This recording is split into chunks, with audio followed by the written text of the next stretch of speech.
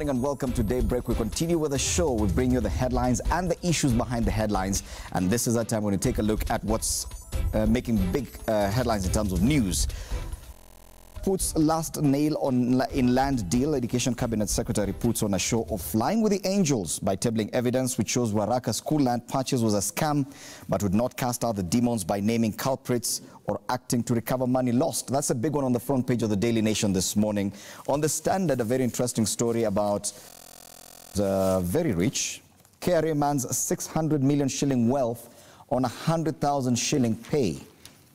Joseph Shege Gekonyo's millionaire lifestyle, which is at odds with his salary, alarmed the Ethics and Anti-Corruption Commission enough to go after him. The story is on page 8. It makes for a very good read. A man who has worked for 18 years. His salary was about 18,000 bob. But right now he has at least 300 million shillings in a bank account and property worth a lot more than that. This morning for our news review, let me start off on my right, Chris Wamalwa MP Kiminini. Good morning, karibu sana. Thank you. On my left, Ngujiri Nyeri Town and Antonio Loch, MP Mathare constituency. Good morning, gentlemen. Very many issues, but because of time, we might not be able to tackle everything. Just the issues emerging from what we are seeing on the headlines. The big one, of course, is that continuing probe by the Senate committee that's probing that irregular sale or buying of land by government in Ruaraka. But Antonio Loch, this is a neighboring constituency to yours. And what emerged yesterday with these revelations by CS Amina probably is the biggest indictment of government and its procedures. That yes, this money was paid off irregularly. It was not even part of the budget, yet 1.5 billion shillings is not a small amount. For something like that to happen at this point, of course, bigger issues have come up. CSs have been named on this list, PSs and all these things. This has a potential to become one of those things that actually drags the Jubilee government way behind. It is. This is one of those issues that will not run away from the headline very soon. And the fact that the current Minister for Education, Amina, seems to be squarely placing blame on the persons who preceded her by saying that, one, they did not carry out the transaction in accordance with the law. She certainly says that if she was the one, she could have done it differently. She says that at the very least, it ought to have been budgeted for. Yes. So, and that's one of the cardinal things I think anybody looking at any transaction, was money appropriated, was money set aside. And you can remember that not only cost, Parliament was placed in a situation in which it had to do some kind of borrowing and do some kind of supplementary budget appropriation in order to fill this gap. Somewhere along the line in all this chain, the question is, didn't anybody flag out this from Treasury to the Ministry, to the anti-corruption, and then money in the bank? Let's talk about Central Bank itself. What are the systems that Central Bank itself has along the way to be able to flag out? How does money come in the tunes of 1.5 billion, placed in 6 or 7 different accounts, and then disappears? It reminds me of Goldenberg. This really is a big indictment of the persons who are handling this, and the fact that Amina seems to be saying that, you see, something went wrong, and I would have done it different. I think that's a big admission, and it should worry the people who are in these ministries. But the biggest concern, Ngunjiri, is the fact that probes by Parliament, and I'm talking about both the National Assembly, they usually generate a lot of excitement. And yes, we're treated to this live on TV and revelations which make big headlines by the CS here. But rarely do we get to see any consequence of this. Yes, it's a nice headline. Amina puts last nail in land deal, but should we expect any of it? Okay, first, I don't think it's a nice headline. And I think what you're suggesting is that parliamentary committees have a lot of heat and no light. Yours, not mine. You know, I've been trying to follow this particular story of Ruaraka. First, a part of me is a bit disappointed with CS Amina because there's a very interesting statement she made yesterday. She said she has not had an opportunity to discuss this with her predecessors. And I found that very interesting because they are both cabinet secretaries. I would assume that with something this difficult, the first thing that would have happened is for CS Amina to sit down with CS Matiang'i and deal with this issue. I mean, I found that a very interesting statement. And that then colored the rest of what he said, because for me, I then got the impression that, okay, what she's saying is, I haven't discussed this very critical issue with the person who was in this ministry before I came. But I'm willing to lay it bare. But I am going to come and tell you what I have done. I found that interesting for two members in the same cabinet. You know, for a minute there, it sounded like two cabinet have we gotten ministers there where who are everyone is different. Now like, hey, I need to protect my skin right now. That for me was a very interesting observation about how she dealt with it. And then there's again a bit of conflict. But I've noticed my colleague saying that the issue that she said there was something about how the money was allocated that shouldn't have been done. And then later on, you read even from the media. I was just looking at one of the media reports that say that it is not unusual for additional funding to be requested and then in future whatever. So I get the feeling that Ruaraka has become one of those hot potatoes that nobody wants to touch. And the difficulty about that is that then you never really get to the bottom of the problem, because nobody really wants to take responsibility over what happened. Yes. There's been a lot of ability. You read that the CS, initially the PS was asked to get a legal opinion from the AG, which they got. One of the questions would be, did they actually follow the legal opinion that they were given by the AG on how compulsory acquisitions are done? You ask, I saw some time back, we saw the governor of Nairobi going and claiming that that land was actually given to the public in 1982. And there are schools that exist on that land. So we have, what we do need to get to is there needs to be maybe away from the heat of this conversation, if we're going to get to the bottom of this narrative. First, it would be interesting to hear what the investigators are actually saying. Hearing now, and unfortunately that seems to be what has been happening in a lot of the parliamentary committees, both Senate and National Assembly that we're having. We get people who come and make very headline-catching comments, but you never really get to... After that, it just dies. It just dies, because if you have a nail in land deal, then I would be assuming that what we are going to be seeing today is people being carted to prison. Yes. But we really, that's not really... It never happens. It's not what exactly happened. Because she didn't even mention anyone. Specifically. Therefore, what is the value of getting this kind of information? Because parliamentary committees, and I say this because even the media, we are so quick to broadcast these sessions live. Of what value are such processes, these probes by committees of parliament? Yes, this is a very big statement by the CS, but, well, we've had bigger statements by equally bigger individuals before committees of parliament, but we rarely get to see anything after that. Thank you very much, and once again, congratulations for the modern studio. Oh yeah, it's much brighter and bigger. The ambience is very good. You know, I was away in London, I just came back, and I can see there's a big improvement in this studio. First and foremost, I want to salute Amina for being bold, being honest, and saying the truth. And contrary to what Honorable Mbugu has said, Amina is not obligated at all that he must talk to Matiang'i. If you look at the PSS, the principal secretaries under the ministries are just the same. Belio Sang was there, he served under Matiang'i, and it's the responsibility of parliamentary committee to call Matiang'i to come and give his side of the story. So they're not obligated at all. And I want to salute Amina. And from the look of things, you can see there's a big conspiracy. Naturally, when you look at the PFM Act, the Public Finance Management Act, you cannot budget for something funds you're not provided for. What happens here is whatever was done was contrary to the law. Now we must see what is the genesis. In this context, we are told the initiation was done by NLC. When you look at the responsibility of NSC under the Constitution, the National Land Commission, one of the is the historical injustice. Here you are seeing Swazuri coming to be the one who is initiating, which is actually very wrong. In this case, the initiation of payment or request for payment is supposed to have been done by the user.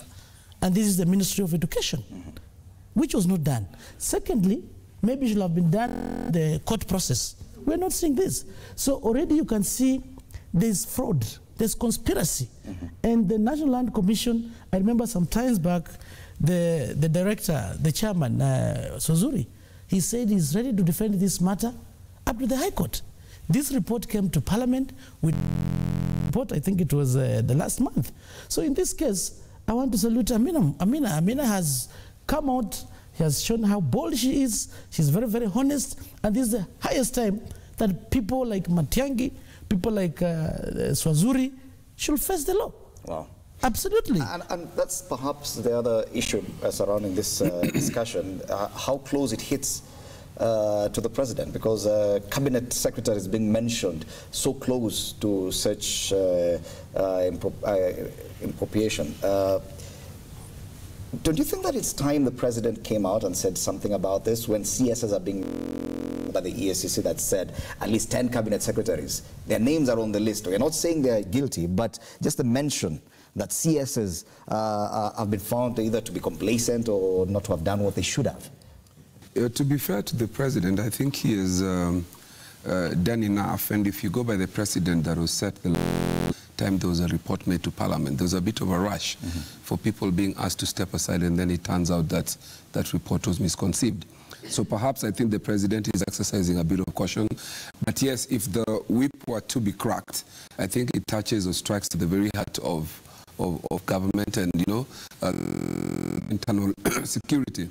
That's as high I think you can go, as close to people, close to the president. But two other issues I think that touch on me. One of them is what my colleague Njiri was saying. What does collective responsibility really mean?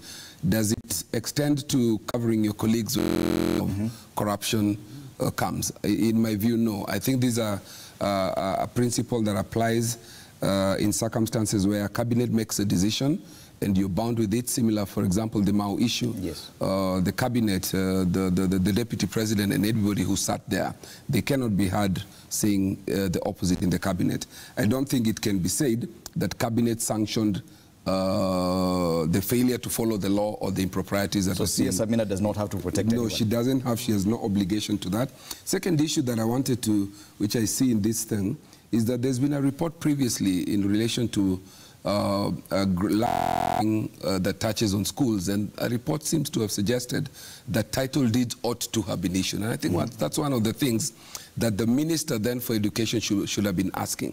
If anywhere a question of schools were touched, I think they ought to have done some due diligence. Were there title deeds, and those title deeds were meant to protect the... When were they ever vitiated, or was there a decision to the contrary? And lastly, something that worries me that I think we need to think about, somebody was trying to ask, what is the end result of the efficacy of a report that would come from PIC, from Senate? Because somebody seems to have been suggesting, does Senate have, is a co-mandate of Senate to investigate this? This should have been National Assembly. So maybe we should think, if this report comes out and it indicts some people, will it be challenged in courts? Wow. Yeah. That's something else. But yes, you want to say something? Yes. Two things. First, I need to clarify something that my colleagues seem to have heard. My issue was not that CS Amina should have protected CS Matiang'i. For me, the observation I made is when your colleagues in cabinet and you have taken over a ministry that one of your colleagues was leading, and you have found a hot potato, when you then say that you've never discussed it, I'm not saying that you sit and agree how to cover each other, because she could have said, I actually sat with the CS on this issue, and I don't agree with what he told me, because you don't have to have agreed on what he said. Yeah. My issue is, it was an interesting observation, say she has not discussed this issue. She's yet to actually sit with him. Yes, and this is an issue you're going to sit with a parliamentary committee to discuss. I mean, I would assume that you want to get information from everywhere. You've done enough preparation. Yeah, you're going to talk to the PS, yes. because yes, as my colleague says, the PS is the same PS was there before. I'm assuming, for example, right now, as much as Mheshimiwa Wamalwa and I are on different sides of the political divide, if I was to go and have a conversation about something that he was involved in, and that has, let's say he was chairman of a committee, and then he moved from that committee to another committee, and I took over that committee, and that committee has been dealing with something that is very important, and I have to go and answer about what that committee has been doing. The first thing I would do, unless there's a problem between me and Chris Wamalwa, yes, would be to actually go and sit with him, talk to him, and ask him, boss, this issue, how far did you take it? What has been happening? What? Not so that I can cover him, but so that because he was a CEO Yes. I'm assuming he was a CS, substantive CS of that ministry for a period of time, and he dealt with that issue. I'd want to find out what was your personal view as a cabinet secretary on this issue. Okay. Then I make my own. So when I hear a comment that I have not discussed it, I'm left thinking, is there a problem between the two that we are not being told? And that problem might not affect this issue at all. But I actually did find it very strange. But it is the kind of issue that could actually cause cracks within the cabinet. It's a kind of thing. Once one CS makes such a comment before a committee of parliament and says, I've not even consulted because my I'm now worried about when CS Matiang'i comes before the committee, there'll be that question of, okay, the CS so-and-so said this, and what is he going to respond to it? Yes. But so the issue of that conversation that hasn't happened is something that I personally found very interesting. Okay. However, Honorable Oloch has also raised a very interesting thing about mandate. We are covering issues. I mean, the Senate committees call in, and sometimes I ask myself, is it a house cleaning exercise? Because if a committee that doesn't have a mandate to deal with that issue calls you and you sort out this issue, and then make a report that then gets thrown out because it was not, it had no mandate, you've basically cleaned. Sanitized, individuals. Finally, on this issue, because we need to talk about other headlines, and our time is almost up. Wamalwa, what else can you add with regard to this? Parliamentary committees, they enjoy quasi-judicial powers. Honorable Wambugu is suggesting, it's like if you have two suspects appearing before court, that you must go and... But they're not suspects. No, of course, it's a suspicious issue. They're persons of interest. They're persons of interest, yes. Absolutely. Yeah, and he's suggesting that if you are suspects, you should go and collude somewhere so that before judgment, you should be able to say your side of the story, which is very wrong. And that's why he said Amina is not obligated at all to even consult. And it's actually very wrong if she was to consult. The issue here is, like Parliament, if a parliamentary committee chair, another one takes over, we have records, we have the clerks. That is the responsibility. You don't have to consult me because I've left and I was the chair of that particular committee. Because you go to the Hansard, those parliamentary reports are there. Parliament being a house of records, you don't have to. So to me, I'll continue saluting Amina, what she said, which is actually correct. The responsibility of that particular committee of the Senate now to call in Matiang'i to hear his side of the story. And why we are seeing this issue of that is fraudulent, look at the speed at which the money was being processed. First, the money had not been provided for in the budget. In the budget, how come it came to the ministry and they did some reallocations so that to expedite this? That tells you there was a conspiracy somewhere. And getting a report from the bank, the way the money was being wired quickly, and Amina said this, it brings us suspicion that this money was very quick. And she did not need to consult to realize that absolutely, she doesn't need to. Yeah, and the issue here is what Honorable Aloch mentioned about the issue of jurisdictions. Because when you look at Schedule 4 of the Constitution, when it comes to matters of schools, primary schools, secondary schools, this is the national government. It has nothing to do with the Senate, because Senate is that touches the county. And maybe as we move on, we need to harmonize our standing orders, because this is a waste of the taxpayers' money. This is a waste of the time. You find these CSs coming, Parliament of National Assembly and the Senate, they are going through the same things. And we've had issues when it comes to legislation. You bring a bill, and there's this thing of public participation. National Assembly has already done public participation. You go to the Senate, it's also repeating the same. I think it's the highest time we should be able to harmonize, come up with standing orders, so that if one house is handling a certain matter, you don't have to go as per Senate to go here. We are repeating wastage of resources, and maybe on the way forward, we also need to see whether Senate's mandate is really, are they coming on, touching on the issue of the National Assembly, or they're too idle because they're jumping here left, right, center. And that debate on which house is bigger or higher than the other one, Wamalwa, I can see you're just about to reintroduce the National Assembly is higher. As per the functions. Yes, that has to do with the continuing probe into the Ruaraka land scandal. CS Amina appeared before the committee yesterday and made some revelations that are now featured on the front page of the Daily Nation. Let's now move on to another headline. And the evictions in the Mau. This is also another hot potato. It's in the last 1 week, that matter has grown into something totally different. It has morphed into political debate. Initially, it was just a matter of saving the environment. Now we're seeing it has become about 2022. I'm sure you're very vocal about this issue and the kind of debate happening within Jubilee, especially between Jubilee leaders on Mau evictions and 2022. What really is a problem? This matter must have been discussed at cabinet level. The commissioner, Natembeya, is not just acting on his own.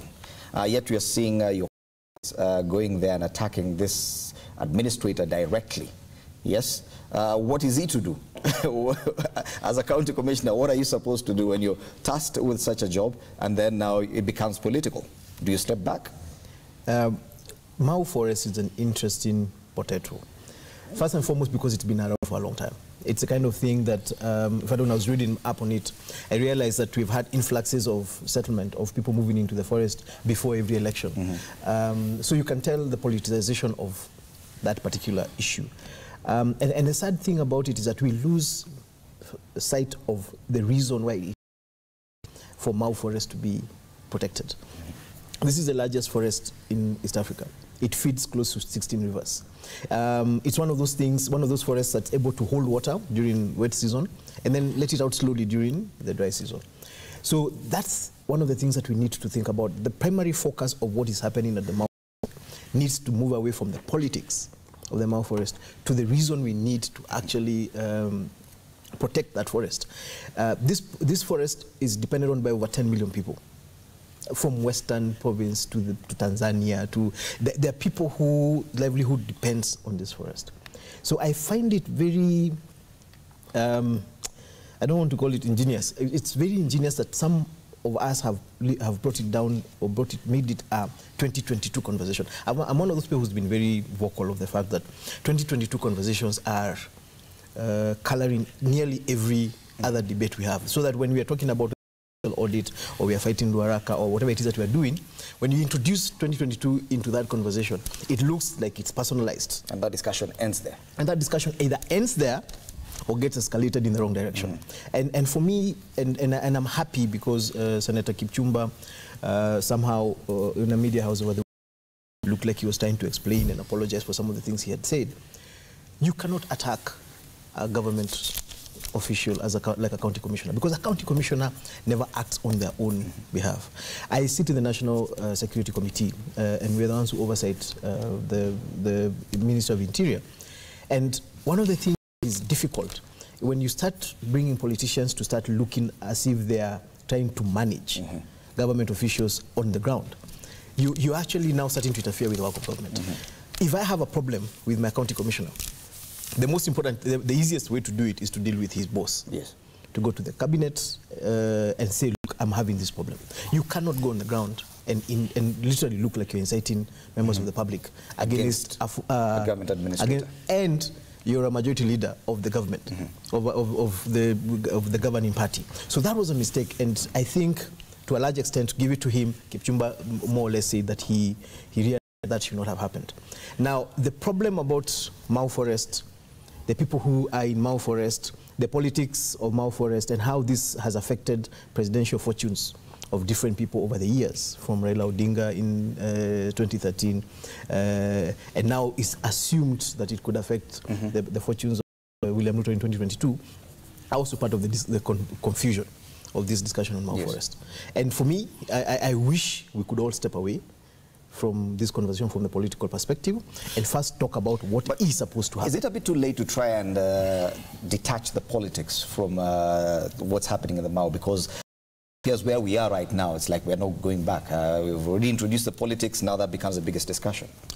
Unfortunately not. I don't think it's possible. I've seen the events following what appears to have been an apology by Kipchumba Murkomen. But on the other hand, he seems to have been tacitly inciting the people who are staying there against the president, because he literally said, I'm stepping back on this thing, Mr. President, you come and handle it yourself. And assuming that the president were to do that, I doubt that he would. It would put him at loggerheads with the people there, because again, you remember what I think one of the senators there was saying, that when you were coming here to ask for votes, these people were here, ama Ninyani or whatever people were staying in this place. And that is an indictment for me also on how we play our politics for convenience when we want votes. During the time that we were asking for votes in the it didn't matter that this it did not matter, and they crisscrossed, and I think what the Jubilee, or rather Rift Valley MP seems to be saying, that they came and looked for votes right in the heart of what they're saying is an encroachment. So I think even as we try to deal with this, we need to look inward in terms of ourselves. But if you ask me, I don't think that it is possible that there is a reverse gear. If you looked at Murkomen's body language, I think Murkomen is giving you an indication that if push comes to shove, Mau is what is going to break the Jubilee. And I think Kipchumba Murkomen is actually a man for what is the inner thinking of Jubilee. Yes. So this is just a beginning. Yeah. On this matter of the root of Jubilee. Yeah, thank you, Fred. The issue of Mau and politics is mutually inclusive. You cannot separate the two. And for me, Kipchumba Murkomen, I think he was a bit reckless, particularly on the section that the handshake that was there between Raila Amolo Odinga and President Uhuru Kenyatta. That's one of the objectives, the agenda that was there, was about the issue of Mau. You know, when he says some people have come to the government through the window, Raila Amolo Odinga is not part of Jubilee government. He has nothing. And if this was a government policy, one of the critical issues as a majority leader, he's there to advance the government policy. What Nantembea is doing, he's actually implementing a government directive. If you look at the former Provincial Administration Act, the representative of the president in that particular region, if it was a province, it was the PC. If it was a district, the DC. He's the one who is responsible for all the policy matters implementation that comes from the presidency. What we will have done, I think to me, it was the methodology, the approach which was bad. Of course, those members of parliament from Rift Valley, they have a responsibility. Those are their people. But they also have a channel of how to raise such concerns. It is an issue of majority in the Senate. It's an issue of a delicate balance. Approach is what was wrong. Of course, you have a right. Today, if my people of community, they are displaced in one way or another, I'm their leader, I must be able to come out. And in this case, we should have looked at the historical background. How did these people land there? Of course, we are told some of the people who grabbed that land are the one who sold that land to them. They had valid title deeds. So the issue of the way they are being maybe displaced, it should be done with a human face. And they should be able to look at the case scenario. If somebody acquired land in a proper way, they should look at the mechanisms of how to compensate. The way these people are displaced, there must be a human face. Rift Valley MPs, of course, they have a right because they were elected, they are there to represent their people. So they have a right to come, be able to know if it's an issue of compensation, should be able to done. But now when it comes to Murkomen as the majority leader, it was a bit reckless. Because when you come and you tell the president, come and say whether you are with Natembea, we are with these people. That was, I find it was lack of respect. It was wrong. And it was also wrong to drag the name of Raila Amolo Odinga into this case because Raila Amolo Odinga is not in the Jubilee government. Well, this is one of those discussions that's not just about to end anytime soon. The politics has really infested even the bigger discussion, the bigger debate on whether or not because the debate should be, and according to the Daily Nation, about where the cut line is, about how far can we say the forest goes and how far can human settlement begin. But now we're talking about 2022 and other things. So once we get to the real issue, probably we'll come back and discuss that. We need to wrap up our news review, but there's one issue that I need to raise with members of the National Assembly who make up my panel this morning, and that's the fact that the vetting of Ben Chumo for chair of the SRC. Now, very many questions have been raised. Yes, of course, there's that presumption of innocence until proven guilty. Does Parliament have a role to play? Can Parliament say, no, this one we will not do until you've cleared? Or is it just a matter of the President said, and since Jubilee is a majority in this House, we have no choice but to actually allow this person to come and sit before us and we carry out this What exactly are you vetting when someone is already in court on corruption-related allegations? Because that's an indictment in itself. Thank you. I was smiling when you asked that question because I've been struggling with that particular action that was done by my colleagues. But then you've mentioned two things. One, assumption of innocence until proven guilty. And second, that vetting. You know, vetting is not, we assume that vetting means we have passed you. And maybe sometimes that's how it looks. But vetting actually is a process where Parliament could have this conversation about this particular issue with Chumo. And he's also opening himself up. Though I'm sure he's going to argue that this issue is in court and the investigations are going on, are being carried out. But I don't think there's a way the Parliament can say, okay, we are not going to vet you because you've now gotten a case in court. What Parliament can do is that court part of their report, that case part of their report, because when Parliament vets you, they then give a report, whether they think you're suitable or not suitable to take that particular position. But my biggest concern, Bwana Anthony Oluoch, is the fact that some of these processes by the National Assembly could be seen to sanitize someone who's already going through a different process elsewhere. Now you're giving him a platform to actually I am clean, I am actually a model, a role model, I do this and I've done this and I've worked for 32 years, to give the public a different perspective of himself. Yet what we know is that he's facing charges in court. There are two fundamental questions here. One is that the standing orders of the National Assembly, which also apply in committees, are in question here. When a matter is actively before court, it is sub judice before Parliament, it is sub judice before the committees. So like you're saying, giving him the opportunity to appear to do a pre-trial in a committee, when a matter is live before court, is prejudicing that court. It is sub judice. Secondly, in court there is usually this principle that the courts have powers to make law in the absence of law. Now, Parliament and its committee enjoy those kind of powers, like High Court powers. In the absence of a law that guides, when somebody has already been shortlisted, and before they appear before a committee, they are brought before court. There is no law. But Parliament has the ability to make that precedent, and precedent becomes part of the traditions of Parliament. They ought to have set the precedent that if in between your shortlisting and appearance, we have the powers to refuse and send you, not vet you. Write you a letter and tell you, please finish the case in court. Now let's look at the end game, and this should inform whether Uhuru Kenyatta should accept, because now that is vetted, assuming a report goes to the president, the president ordered this crack on corruption. Will he sign that person's appointment? And my view is he will not. It's a waste of taxpayers' money, it's a waste of parliamentary time. I think Parliament ought to have stepped in and set a precedent. Yes, because those are the questions being raised. We've seen other people appear before parliamentary committees, and such processes end up making them appear cleaner than previously thought. Do you have an issue with your colleagues vetting Ben Chumo for that position? First and foremost, Parliament is a house of records. And Parliament is where we look at precedents. And the principle of innocent till proven guilty. Parliament sometimes back, we had a case of Nakada Chair Rebomtudo. He had a case and using the principle of innocent until proven guilty, this man was even acquitted.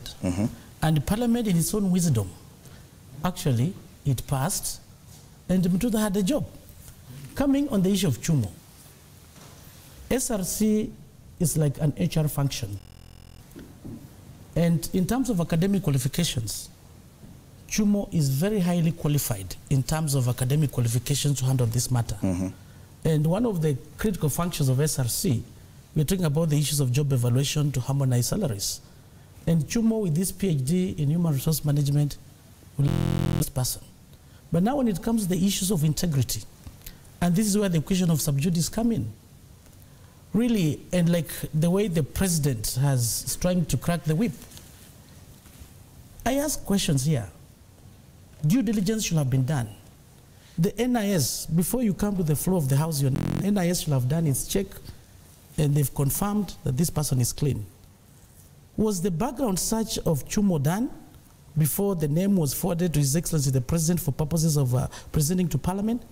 Because right now, in the presidential system, which we enjoy right now, Parliament must vet every executive appointment. Notwithstanding his qualifications, as far as his academic qualifications are concerned, there's this issue of integrity. Yes. We are looking at the Chapter 6 of the Constitution. And when you look at the parliamentary executive approval, Parliament cannot refuse. Parliament can only use even that case, maybe to deny him a chance. So when it comes to vetting, it's the responsibility of parliamentary committee. But my understanding is that Parliament is able to make laws according to what Honorable Oloch said. Yeah, of course. When you say that Parliament cannot, that means it is handicapped to some extent. No. I think you must understand the context where I'm coming from. The cardinal responsibility of Parliament is to enact laws. Judiciary is there for purposes of interpretation of the law, and the executive is there to implement. So in this case, Parliament had passed a law of the public vetting, which was, I think it was moved by the Honorable Mungatana. So as per that act, when a name has the executive, it's the responsibility of a parliamentary committee to sit, vet that particular person. But when it comes to its report, Parliament can come out and say, because when we see you're having a matter before the court of law, we cannot pass this name maybe until that time where the matter has been. So you can't come and refuse. And by the way, you need to know that plenary can even veto a parliamentary report. This is what people need to know. Remember that sometimes back during the appointments committee, the report about this former tourism lady, what was her name? Kandie. Kandie had been rejected by a committee on appointments. But when it came to the floor of the House, the plenary has veto powers. So the issue of Chumo will be decided when it comes at the plenary. That's where people will debate, despite having his good academic qualifications, but the issue of integrity. Suppose you pass him and the court comes otherwise. What happens? And I want us to end this discussion there because our time is up, unfortunately, gentlemen. CS James Mashari is already in studio, CS Transport, Infrastructure, Housing and Urban Planning. He'll be talking to Wahiga Mwaura shortly. Do stand by for that big interview. But I need to give my panelists 30 for your final comments. I'm sure there are things you want to say, including what's happening to Ford Kenya. You've been tweeting about it. It's been making big news. But let's start with you, Bwana Ngujiri Wabugu. Now that he's going to be talking about Ford Kenya, I'm going to talk about Jubilee. First and foremost, there's been this big noise about whether Jubilee is going to implode or not. And I think it's important for us to lay the fears of our supporters to rest. Jubilee is run by the president as a party leader, and he is very focused and very united in terms of exactly where it is that he wants to go. And what is happening is that you find these shakeups of some things that have been done that not everybody agrees with, but we are focused. And mine would be to basically say that as a party that I represent, even as we go back to the House this afternoon, we are united in ensuring that the Kenyan people get what it is that we promised we were going to give them. Okay, thank you, Bwana Ngujiri Wabugu. The point I want to end with, there's an open letter that I wrote to the Deputy President, which I hope will be published at some point. And the basis of that open letter was Uhuru Kenyatta's last appearance in public with accounting officers and procurement people. And he says, look, we have put an end to this opening of projects until we complete the other existing projects. And in my open letter, I told the Deputy President that while you are away, your president, to whom your principal assistant, amefunga your duka ya kulaunch and relaunching and doing things. Please report back to work. Please show back to your office at Harambee House Annex and serve the people of the Republic of Kenya. Wow, thank you, Bwana Launch. Finally, Chris Wamalwa. I'm from Ford Kenya Party, and as you look at my tie, it is green. Yes. Oh. You've been asking me why I've been putting on this green. I'm here to represent the party Ford Kenya. Ford Kenya is part and parcel of NASA. When you go to the Register of Political Parties, and by the way, this is provided for in the Political Parties Act, the post and pre-MOUs. And for any coalition or any major acquisition, it must be subjected to the party organs. It's not something someone can just wake up and say anything. Not even the party leader. Absolutely. And this is a law that guides all the political parties. So we must have been ratified by the NDC, the NDC. It must be passed by the National Council. So really, Ford Kenya as a party, it's still in NASA as per record of the Register of Political Parties. In case of any decision, maybe pulling out or whatever it is, you must write to the Register of Political Parties with minutes confirming that your NEC, your NDC has ratified that decision. Okay. I cannot do that. And for the sake of Ford Kenya, I spoke to my party leader, whom we enjoy a very good relationship, and he mentioned clearly that you people of media, you misquoted him. The media He misquoted never him. said that that Ford Kenya is out of NASA. We are in part and parcel of NASA. It's the media that said that. Absolutely, he was misquoted. The deputy whip in the National Assembly. Yes. Today I'll be occupying my seat when you go to... Because Parliament resuming sessions after recess. Yes. Well, thank you so much, Chris Wamalwa, MP Kiminini, also the Deputy Minority Whip in the National Assembly, Gujiri Wambugu, MP Nyeri Town, and Antonio Loch, MP Madari constituency, helping us look at the issues behind the headlines this morning on Day. And that's a hashtag to use